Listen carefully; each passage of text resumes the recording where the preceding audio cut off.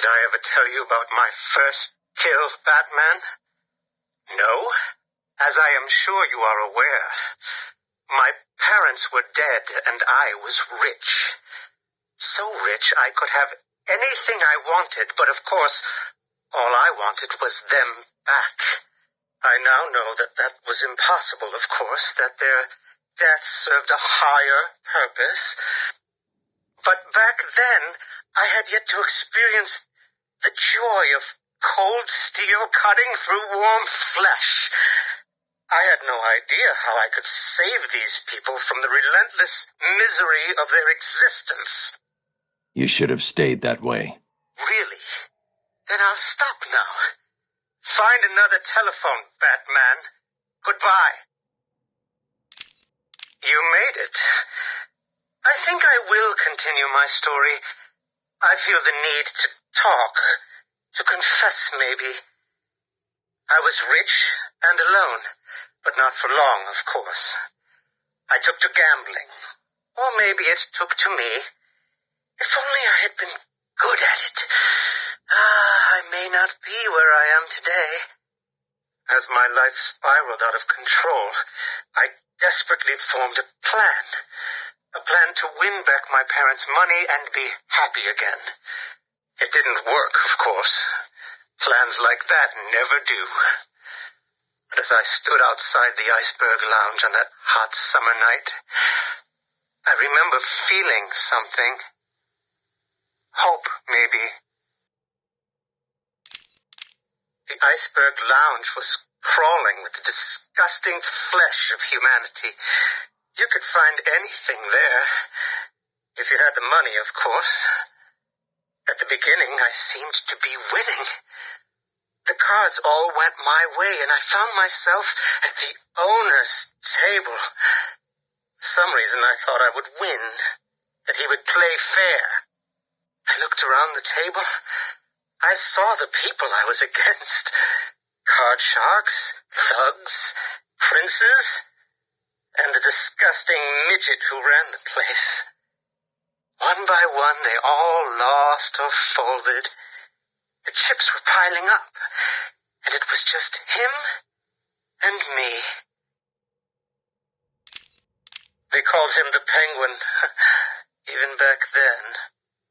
He had both eyes, of course. That little accident hadn't happened yet. And both of them were looking at me when I put down my cards.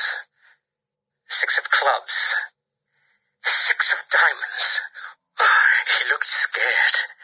He leaned forward, and I could smell the cigar stench on his breath. The 6 of spades, and finally, the 6 of hearts. I felt good. And then he started laughing. He belched out smoke, and he put his cards down on the table.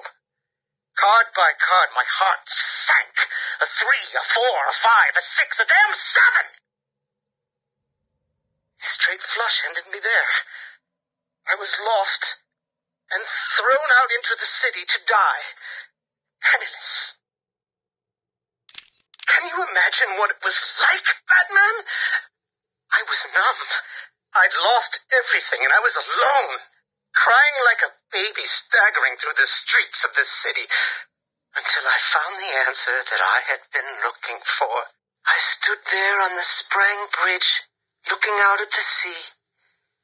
I felt the warm breeze on my skin, and it felt right. I looked down and imagined myself falling into the blissful arms of my mother. And then he appeared. He held out the knife and demanded my money. My money! Can you believe it? I looked into his cold, desperate eyes, and I saw something familiar, something inevitable. I saw oblivion. I saw that we are all the same, stuck on a miserable loop that demands salvation. So I gave it to him. Can you imagine the vagrant surprise when I grabbed his knife from his hands? It was instinctive. It was sliced out his throat and gave him the gift of salvation. It happened so fast, but I felt every joyous sensation. The blood sprayed over my face, and I saw what little life was left in his eyes leave. But then it was over. I felt lost, like it had been meaningless, that no one would acknowledge my sacrifice. And then it happened. Without realizing what I was doing, I plunged the knife into my forearm and cut deep. It was incredible. I felt my body elevate to a higher place. It had become a temple.